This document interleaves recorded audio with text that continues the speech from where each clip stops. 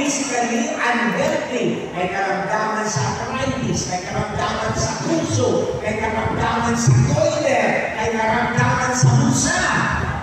O, sino may mga karamdaman? Sa kamay. Ang ibig sabihin niya, mga kapatid ko, ay gusto sa araw na ito, palalayain niya tayo.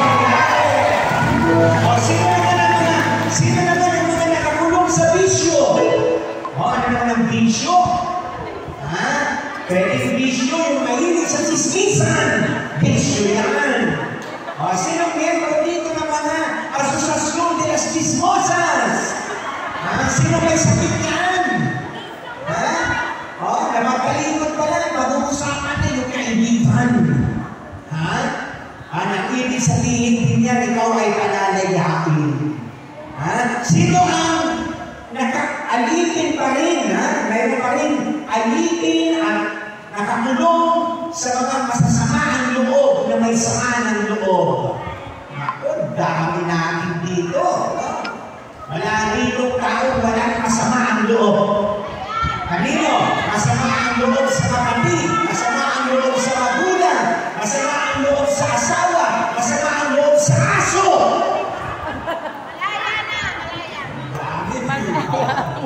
O, paasa ka ba na may sama ng loob?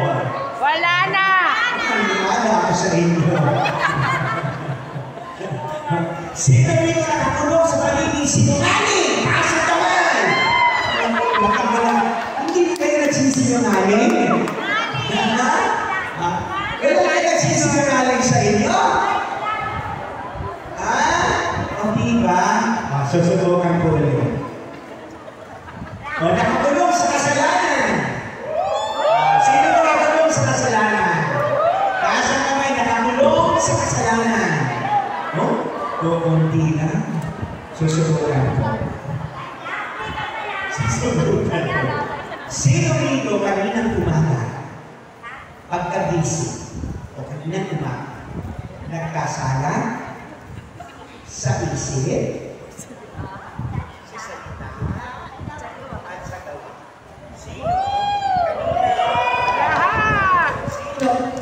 sino kaninang umaga na nagkasala sa isip, sa salita, Yes!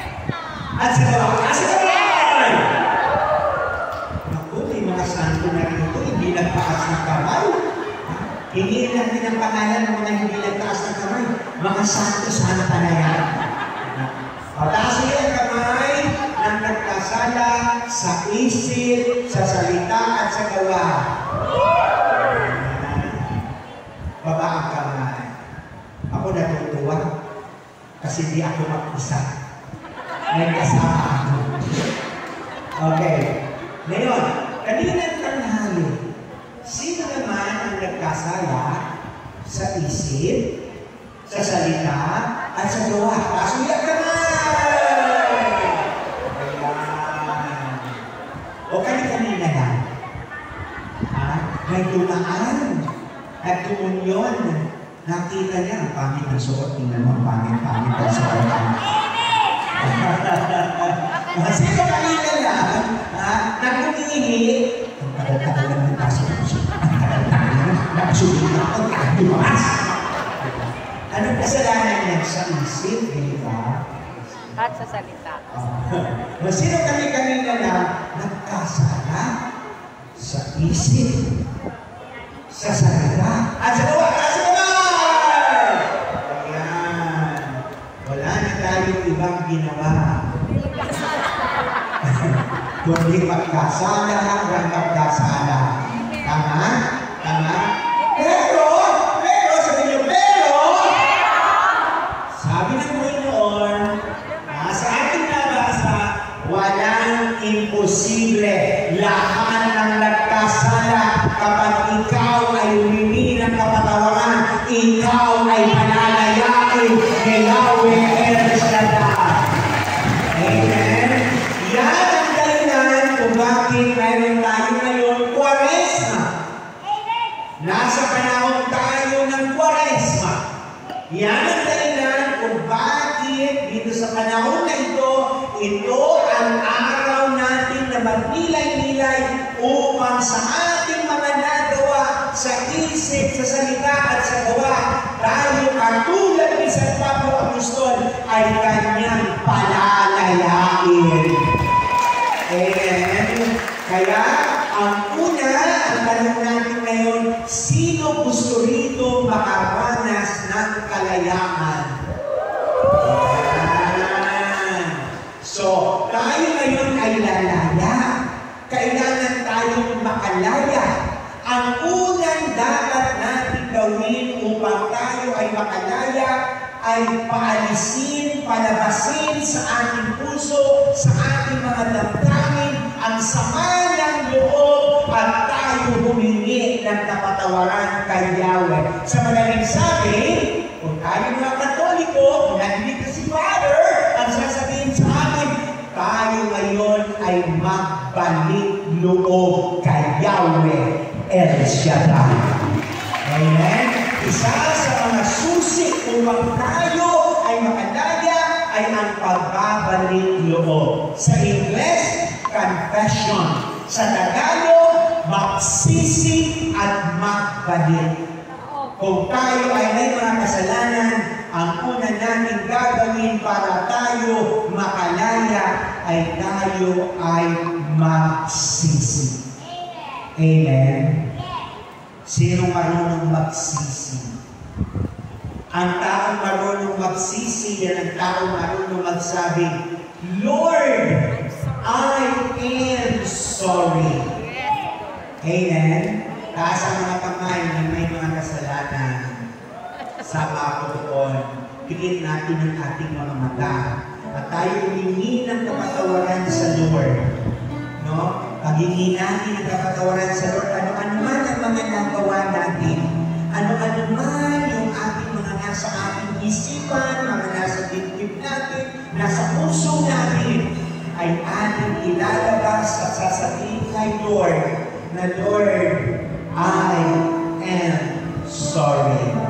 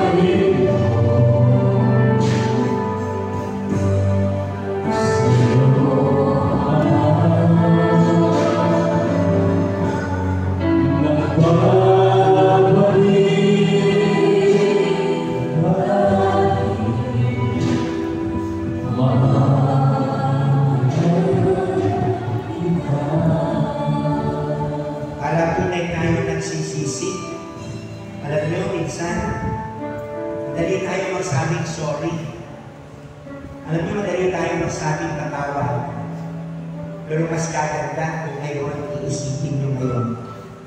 Sino nga ba yung inyong pinatawag ngayon.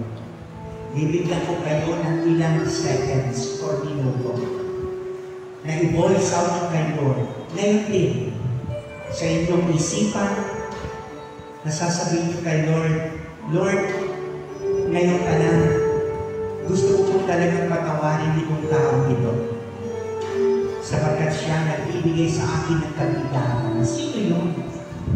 Sabihin niyo kay Lord ngayon, pwede yung kapatid niyo, pwede yung asawa niyo, pwede yung mga anak niyo, na hindi na kayo tinatawagan, na hindi na kayo pinabibisita, na hindi na kayo tinitext, na humiwalay sa inyo. Pwede yung kapatid niyo, na hindi kayo kinakausap, na hindi kayo tinutulungan. Pwede yung boyfriend niyo or girlfriend niyo, na kayo hindi inigyan ng galang. Pwede yung mga magulang niyo. Sabihin niyo kay Lord ngayon, ipagsikapan niyo kay Lord ngayon, na magulang po, Lord, kayo hindi ko mapatawad. Sabagat may pinag-isin siya, Lord. Nawa, Lord, ngayon, bigyan mo kami ng lakas ng loob na masabi from now on, kakalimutan ko na ang kanilang mga ginawa sa akin. In that case, kapatid, kapag nasabi niyo kay Lord ang mga pangalan na yan na tinatago-tago niyo, naniniwala ako na paglabas ninyo sa simbahan na ito, katulad ng isang Pablo, kayo'y malaya na sa inyong mga daladalahin. May mga tao dito, makita lang yung tao may pagka-judgmental na. Kailangan, Lord, alisin mo sa akin ang judgmentality, yung pag-uusga na wala namang ginagawa, pero siya'y aking ikinulong sa aking isipan.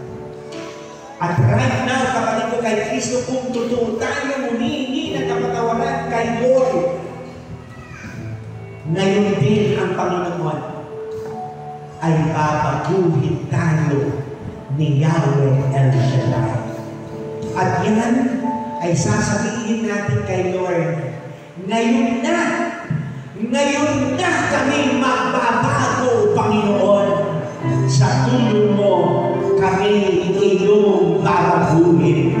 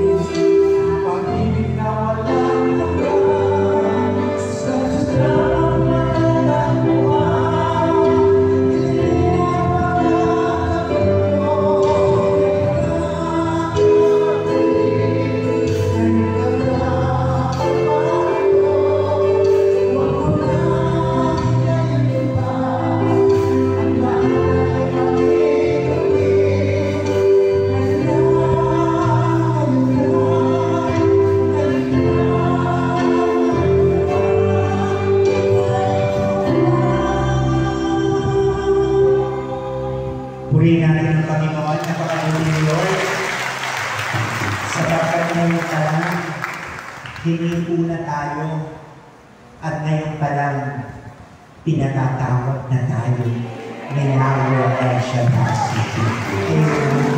Napakasarap ng pakiramdam. No? Parang yung mag-asawa nag-away, nagbuntanan, nagsipaan, nagtulakan, and then nagkaroon ng reconciliation. No? At nung nag-reconcile sa isa't isa, wow! Big time, nagyakapan. At ngayon, niyayakap tayo ni Yahweh El Shaddai. Ngayon, unang dahilan kung bakit nais ng Lord na makaranas tayo, na mararanasan natin that nothing is impossible if we are with God, if we are connected with the Lord, and if you are connected with God, God promised us that if you are with me and you are not against me, the Lord Jesus told us that I will never abandon you and I will never forget you, for you are mine. Amen. That's the beauty of it. Kapag tayo nakakunik kay Lord. Naranasan ko na yan, kapatid. Nung ako ay lumabas sa pagpapaan, naranasan ko yun. Mahiwalay sa pamilya. Walang kaibigan. Nag-iisa. While I was in the priesthood, everybody loves them. The whole community of Adamson loves me. But when I left, umalis ako sa pagkapari. Lahat ng kapatid ko, ng mga parit, kapatid ko, mga madre, kapatid ko sa pamilya, I lost them. Nawala ang paningin nila sa akin. Nawala rin ang paningin ng Diyos sa akin. Although the Lord always was watching me, but I was the one who left Him. And nobody was with me. And when I came back to the Lord, nagsisi. Pinagsisihan ang ginawa ko kay Yahweh. Unti-unti bumabalik sa akin ang pamilya, ang mga kaibigan ko. And now they are with me. What a beautiful reconciliation. Nagbigay ng buhay sa buhay ko ang pagbabalik loob ko kay Yahweh. Binigyan ako ng panibagong pag-asa. Binigyan ako ng panibagong buhay. Binigyan ako ng kalayaan. And now, I am experiencing it because only one thing is necessary. Magsisi tayo. At sa pagsisisi natin, babaguhin tayo ni Yahweh El Shaddai. And now when God changes, we are now free. Diba? Sarap ng ginawa. Ang sarap. Lalo na kung nakaiyak kayo kanina. Lalo na kung dinigdig nyo kanina yung panghihingi ng sorry. At nakaiyak kayo, ang gaan-gaan ng Lord. Pero kung ang puso nyo ay bato, na wala kayong naramdaman, ay mabigat pa rin ang karamdaman nyo. Pero kung ang puso nyo, sinabi mo kay Lord, Lord, itong taong ito talaga. Tuwing nakikita ko na antang-bakang ganda. Pero kung kanina sinabi mo, Lord, pinakatagan ko dito, mararamdaman mo isa lang, that you are now malaya sa inyong tinadala. The second, para kay Kristo, para kayo maging free at makaranas ng himala, that nothing is impossible, ay madadala natin yan sa panalangin.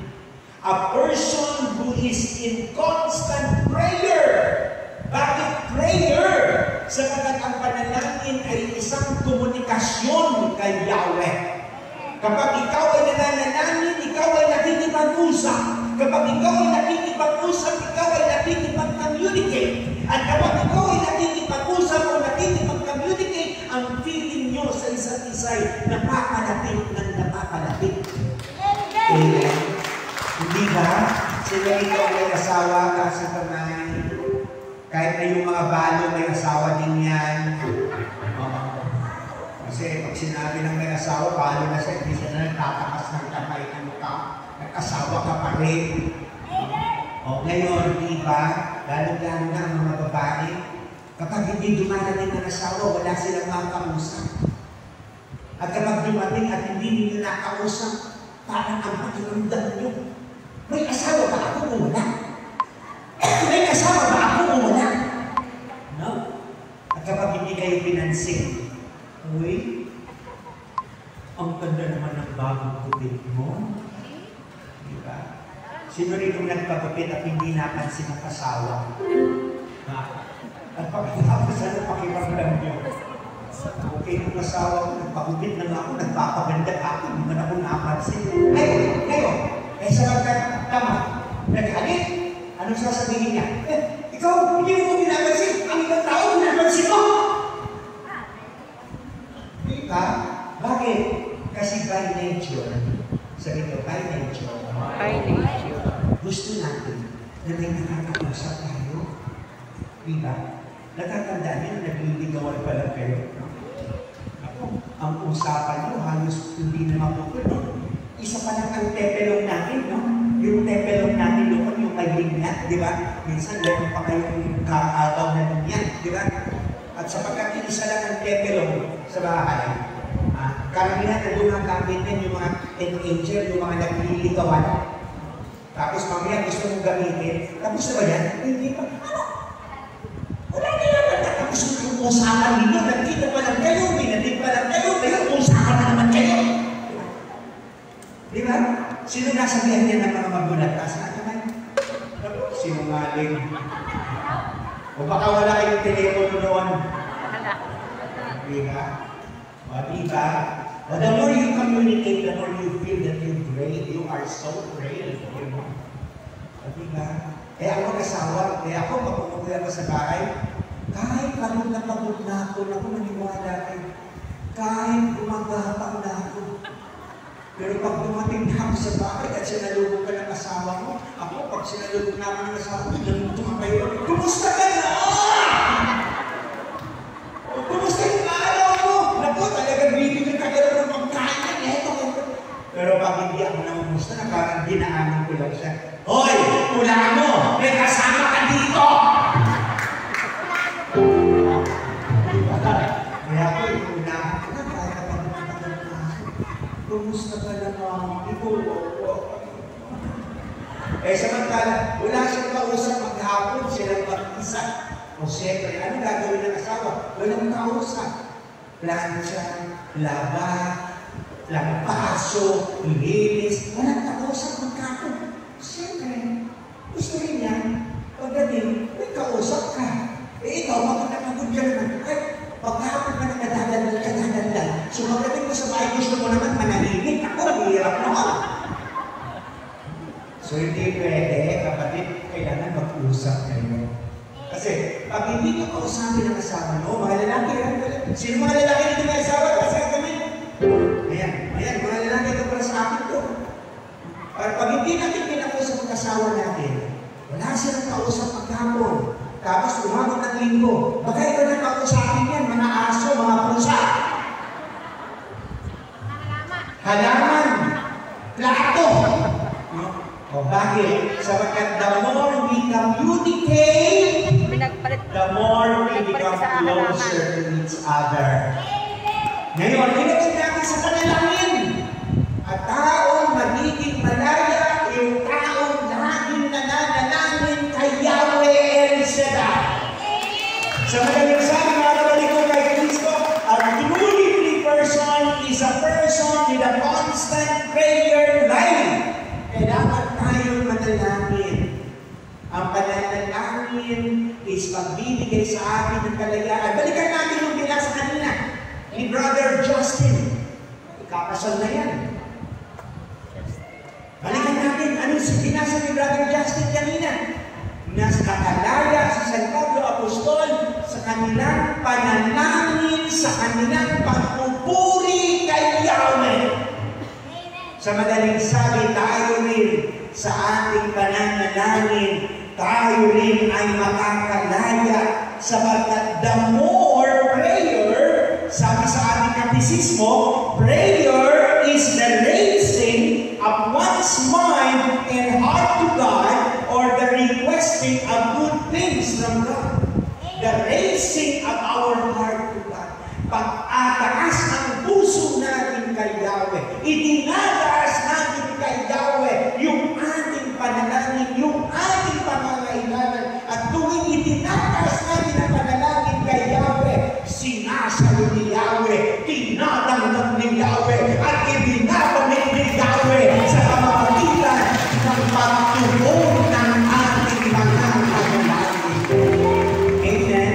Kaya namin ang ganda ng prayer. Eh, paano naman kayo mananalangin? Hindi naman ako marunong manalangin. Ano ka? Marunong ka magsalita? Marunong ka manalangin. Bakit ang panalangin ba? May formula? Wala! Sasabihin ka, Lord, let's go. Panalangin na yun. Lord, alis na tayo. Panalangin na yun. Ha? Nagpa-plan sa ka, hindi ka ba nananalangin? Nananalangin ka. Lord, pinaplan sa yung damit ng aking asawa, dito ko binubuhos ang gamit, ipinapalansa ko na lahat ng kanyang katarang-tanuhan. Pag naglansa ko na yun, naku, ano bang galit ko yun ay binuhos eh. Tapos sasabihin niyo, Lord, plansahin mo na ang ugali niya. At kayo naman nagluluto. Luto is dasal. Ako ba nagluluto ako? Nakakala rin ako nagluluto. Ha? Pag nakasimangon na asawa ko, siyempre, hanggang Bisaya ako eh. Pag nakasimangon na asawa ko, ako na nagluluto. Ang sasabihin ko, Lord, ikaw na ang maglagay nito at asarapin mo na ito, Lord. Kasi pag hindi ito pinasarap, Lord, sigurado outside na ulam mo ako. Kaya, sino gumagawa ng paraan? Kaya pag kumain na siya, aba, big time. Talagang at home ang asawa ng pag kumain. Nakataas ng paraan. Nagkakamay ko, at home. O bakit? Sabagat yung pagluluto natin is in a form of prayer. Lahat na ginagawa niyo, yung mga umawit dito kanina, nananalangin. Kayong mga nakikinig, nananalangin. Kayong sumasayaw kanina, panalangin. Kayong naglalakad-lakad, pag mapupungarito at pumaroon, nananalangin. Sa madaling sabi, lahat ay panalangin. Kung iaangat natin, kung itataas natin kay Yahweh El Shaddai yung ating mga ginagawa. Amen? So, kaya, sa tuwing tayo ay nananalangin, itinataas natin sa Diyos yung mga bagay na hindi natin kayang bitbitin habang buhay. And that is what precisely Paul and Silas did. They know that on their own, kahit pa Roman citizens sila, kapatid ko kay Kristo, wala silang power laban sa Roman authorities. Pero, dahil itinaas nila ito sa Diyos, panalangin ay alam nila, God has the power over everything in this world. And with God, there is nothing impossible. Amen. No matter how heavy your situation is right now, God has the power over it. You just have to lift it up. Sabi ni St. Paul, or ni Pope Francis, in life's up and down, make prayer constant. Up and down ang buhay natin. Let us make it constant. Ang panalangin. Ang misa, panalangin. Fellowship, panalangin. Everything is panalangin. Kaya ako naniniwala kapatid ko kay Kristo sa constant prayer natin. Eh, dinuruan tayo ng mga Katoliko, nag-rosaryo kayo. Ang rosary natin. Ang iba sa atin, nakasampay na ang rosaryo, pero hindi naman nag-rosaryo, basta nakasampay na. Dapat yan, nakasampay ang rosaryo, nag-rosaryo tayo. Eh, nakasampay na yung rosaryo. Ano ba yan? Ewan, nakasampay lang doon eh.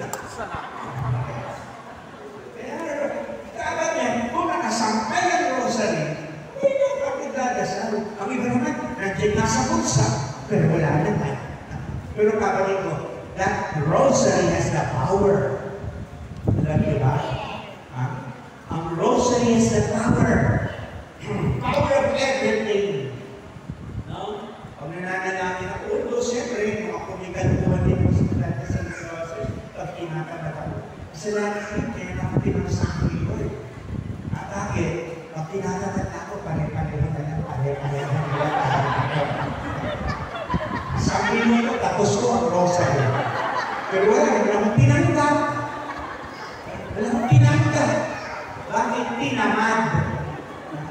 Pero dapat ang rosary, ganda ng rosary. The rosary is itself the life of Jesus in heaven. Kaya napaka-beauty niyan. Kaya kahit saan ako pumunta, meron akong rosary. I always pray the rosary. Why? Because it is powerful. The same thing when we pray. Kaya nga, ang ibang hindi nag-rosary. Ako, kulang kayo, kapatid. So in other words, prayer. Yan ang pangalawa. Una, pagsisisi. Pangalawa ay yung prayer natin. Prayer is a constant, do not just pray. Do not just pray, but have a prayer life, because not all who pray have a prayer life. But all who has a prayer life truly prays can become truly free. So, kapatid ko kay Kristo, that's one.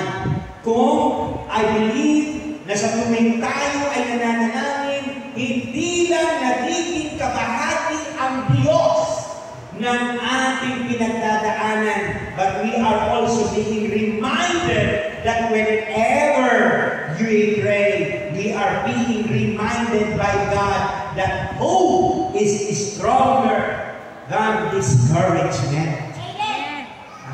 Ang pag-asa ay mas matibay kaysa mga nanghihina. Kaya ang prayer gives us an encouragement. Pag-asa. Katulad ngayon, COVID. Alam niyo, yung COVID na yan, yung nagkaroon ng lockdown, unang lumabas kami. Frontliners kami, araw-araw, nasa naman sa... umuwi ako, ganun pa rin, alas 5, alas 6, alas 7, ngayon, umuwi na ako, alas 9, alas 10. Pero, I always see to it that with that prayer, hindi ako magkakasakit. Kaya, pinakaroon namin ang tao sa amin, sa amin, ako namamahala sa mga, or sa ating programa, hinaharap yung mga tao na yan. Every Saturday, mayroon kami tinatawag na ating gawain. At ang mga tao na yun doon, we are already getting as much as 10,000 people. Hinaharap mo yun. Pero, ang sabi ko, Lord, cover me with your precious blood. Meron akong kausap. Kasi pag naka-maskara, ang gagawin niya, lalapit sa akin. Buti na lang kung hindi tatanggalin yung maskara. Tatanggalin, kaya yung laway, pupunta dito sa akin. Kaya pag pumunta na dito ang laway, sasabihin ko, Lord, alisin mo na kagad ang laway. Lord is so good to me. Minsan, lalapit pa sa'yo. Nagpatotoo. Sasabihin, may COVID ako! Pero nalilito ako! Matalagin ako! Tapos nilagay sa iyo yung mikropono. Alam nga na sabihin ko, ayaw ko! Baka sabihin, akala ko, may pananampalataya ka. Tatanggapin ko naman. Pero babalik sila. Lord, di ba na? Pinagaling ako.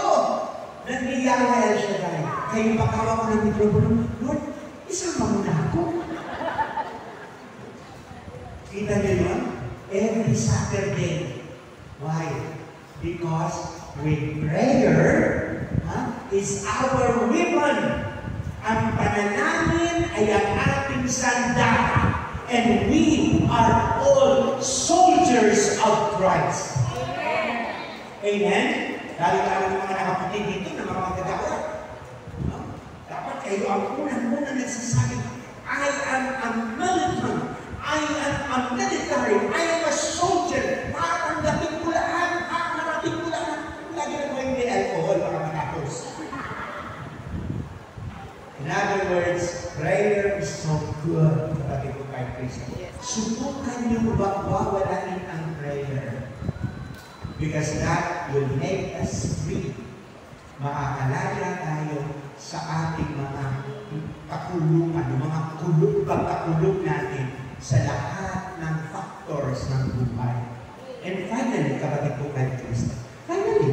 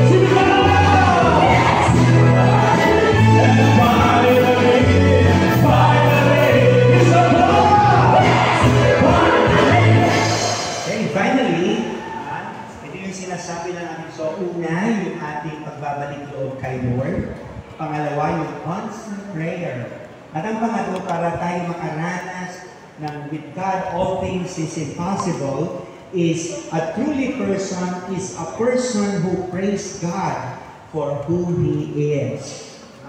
Yung nagpupuri sa Diyos, maging sino man tayo, tayo ay nagpupuri sa ating Panginoon.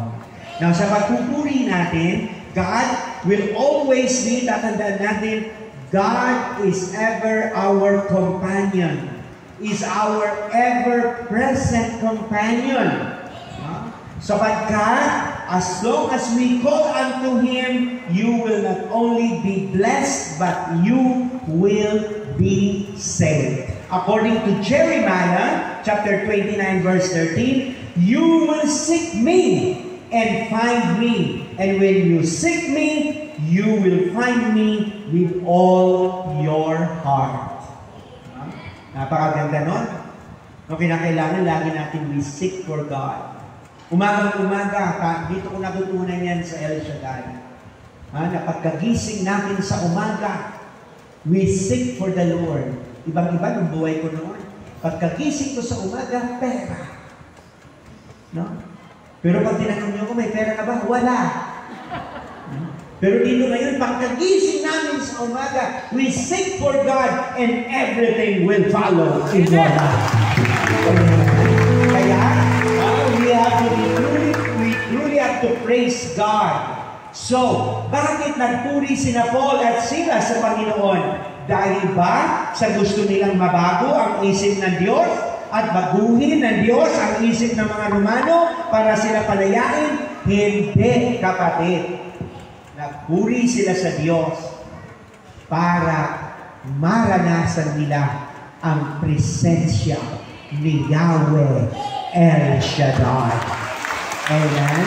At kapag sumasa atin ang presensya ni Yahweh, then everything is gonna be fine. Everything will be run, you will run your life smoothly. Kumbaga, sa mga generation ngayon, ang term na ginagamit niyan, kapag kasama mo si Yahweh, chill ka lang. Sabagat, kasama mo si Yahweh, katulad nitong mikropono ito, na nawawala-wala. No? Siguro, patapos na, kaya sabi ng demonyo, tapusin mo na. Pero sabi naman ng Panginoon, magtatagumpay lagi si Yahweh El Shaddai. Amen? Kaya, ako'y naniniwala mga kapatid ko kay Kristo. Remember this, we praise God not because it will add in the glory and divinity of God, rather we praise God simply because kinikilala natin sa simula pa lang ang Diyos bilang siya ay Diyos na mula noon, ngayon, at magpakailanman. Amen? So, with this, kapatid ko kay Kristo, sa tuwing tayo nagpupuri sa Diyos, it is an act of surrender and trust to Him. We surrender ourselves to God. Napakaganda pag surrender natin ang sarili natin. No? O para malaman natin, humanly speaking, not theologically, not spiritually, but humanly speaking, kapag sinurrender mo ang sarili mo, you feel so great. Katulad niya, halimbawa, pag nasa bahay na ako, pag nasa ministry, boss nila ako. Pagdating sa bahay, para wala, tahimik ang buhay, smooth, sinusurrender ko na sarili ko sa asawa. Anong ibig sabihin? Lahat ng sabihin niya, yes. Maghugas ka, yes. Magluto ka na, yes. Matulog ka na, yes. Walang away. Now, to the Lord, much more to God. Ano sasabihin ni Lord natin? You surrender yourself to God. And everything, once you surrender yourself to God, God is in control over you. Amen? So ngayon, kapatid ko kay Kristo, today, I believe na sa araw na ito, palalayain tayo ni Lord. Palalayain tayo sa lahat ng bagay at palalayain tayo sa ating mga karamdaman, sa ating mga daladalahin. So I want you to lift up your hands to God. Close your eyes to the Lord. And right now, the Lord will respond. Tandaan natin, hindi tayo kakalimutan ni Lord. Hindi niya tayo iiwan. Hindi niya tayo pangangkailangan. Yeah.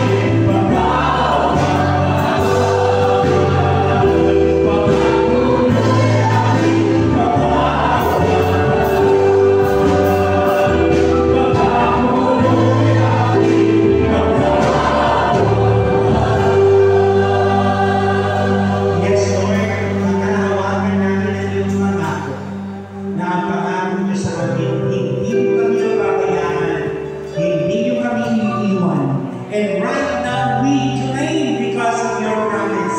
We claim right now na lahat ng may karamdaman ay iyong pagkakaligid. We claim right now na lahat ng pinag-iinan ay iyong pagkakasin.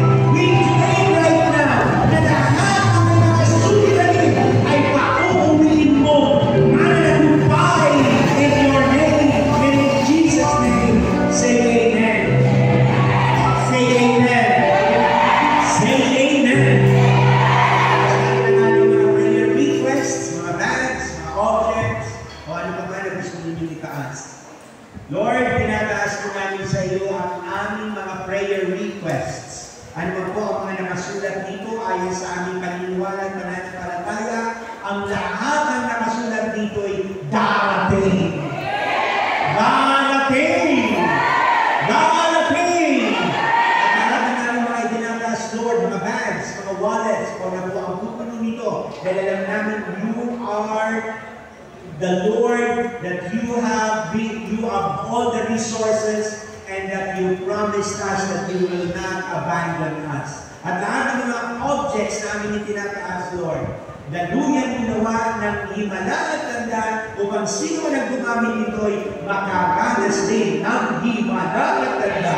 In Jesus' name, say amen. Amen. And amen. Ay, baba ang mga daladalangin, itaas ang mga kamay na nalaya. Iwagayway. Sumigaw ng tagumpay. Lord, i-anoint mo po ang mga kamay na ito. Anoint them, O Lord. Para kapag sila'y na-anoint mo, sino man ang kanilang makabayan, daluyan mo rin ng himala at tanda. In Jesus' name, amen. Say amen. Say amen. And amen.